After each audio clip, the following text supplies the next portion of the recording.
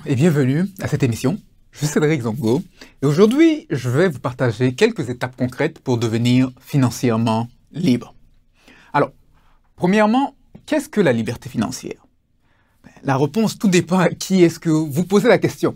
Alors, pour moi, je définis la liberté financière comme étant le fait d'être financièrement libre, d'accomplir ce pourquoi Dieu vous a créé, et c'est aussi le fait d'être libre du stress financier. Certaines personnes assimilent la liberté financière à l'indépendance financière, mais je distingue un peu ces deux notions à différents égards. Et pour ce faire, quelques définitions peuvent être essentielles. Alors, commençons par l'indépendance financière. L'indépendance financière est le fait de parvenir à vivre sur la base des revenus de ses investissements plutôt que des revenus d'un emploi.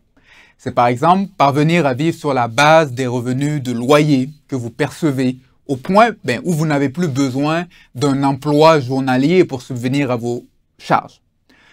Cependant, le fait d'être financièrement indépendant ne signifie pas que vous êtes émotionnellement sécure par rapport aux questions financières, parce que la condition financière d'une personne ne détermine pas sa tranquillité émotionnelle par rapport aux questions d'argent.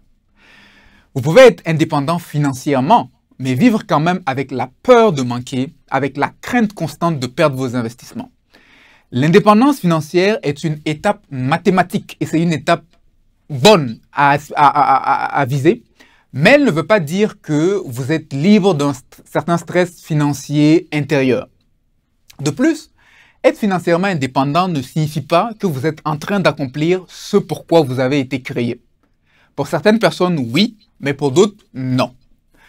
C'est pourquoi j'ai trouvé bon d'avoir une définition qui prend en compte l'aspect intérieur et l'aspect vocationnel, en définissant la liberté financière comme étant le point où les considérations financières ne dominent plus votre vie.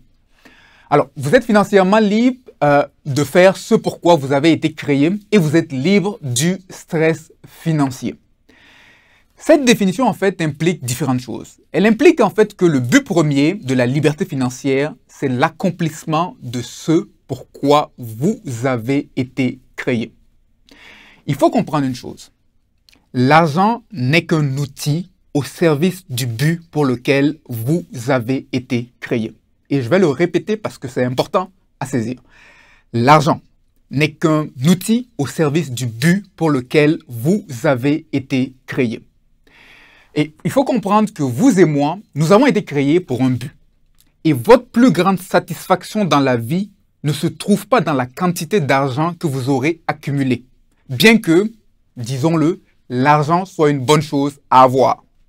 Mais votre plus grande satisfaction se trouvera dans le fait d'accomplir ce pourquoi vous avez été créé. Si l'argent seul suffisait à combler une vie, on n'entendrait malheureusement pas parler, de riches qui malheureusement sautent la vie ou qui se livrent à divers vices pour combler un certain vide intérieur. Alors, votre première mission donc dans la vie n'est pas de savoir où se trouve l'argent, mais de commencer par savoir pourquoi est-ce que vous existez. Parce qu'il y a un principe simple que vous devez retenir qui est que la provision suit la mission. Et donc, vous avez besoin d'établir votre mission de vie en premier afin d'attirer à vous les ressources nécessaires pour l'accomplir. Et pour ce faire, posez-vous quelques questions qui pourraient vous aider à trouver votre mission de vie. Par exemple, première question que vous pourriez vous poser. Si l'argent n'était pas un obstacle dans votre vie, quelles sont 3 choses que vous feriez? Si aujourd'hui, l'argent n'était pas un obstacle dans votre vie, quelles sont 3 choses que vous feriez? Une deuxième question qui peut vous aider à trouver votre motivation dans la vie, c'est quelle est la chose pour laquelle vous voudriez qu'on se souvienne de vous après votre départ de cette terre?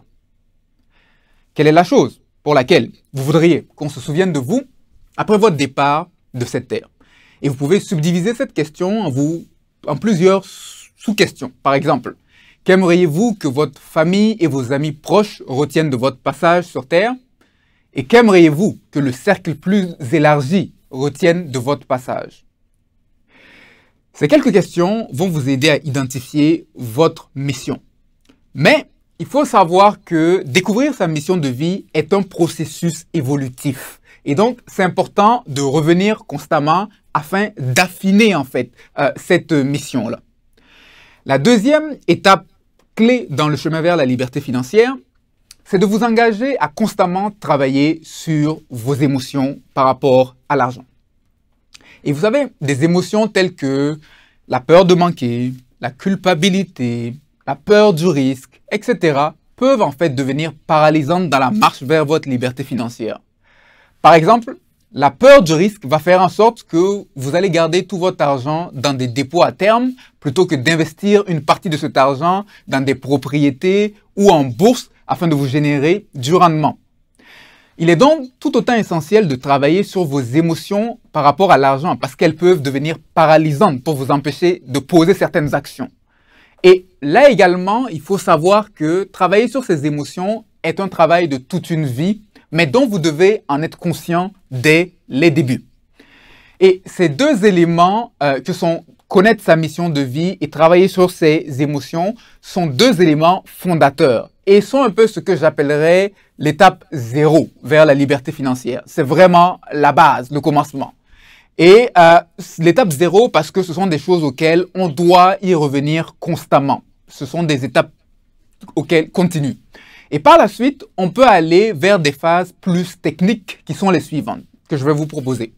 La première phase, c'est la phase de la sécurité financière. Alors, dans cette phase-là, elle est caractérisée par différents éléments.